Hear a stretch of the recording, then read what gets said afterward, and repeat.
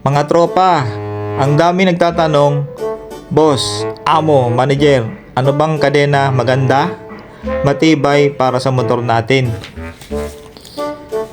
Mga tropa, hindi naman rason ang tibay ng kadena pag tinawag na branded, genuine.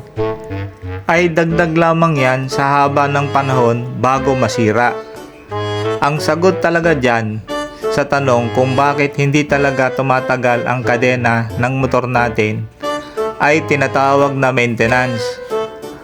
Huwag niyong paghawakan ang salitang branded yan boss, genuine yan boss, amo, manager.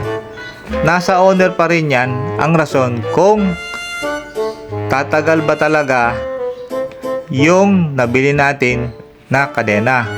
Kala nyo ba pagkabili nyo ng branded or genuine, walang maintenance ang kadena?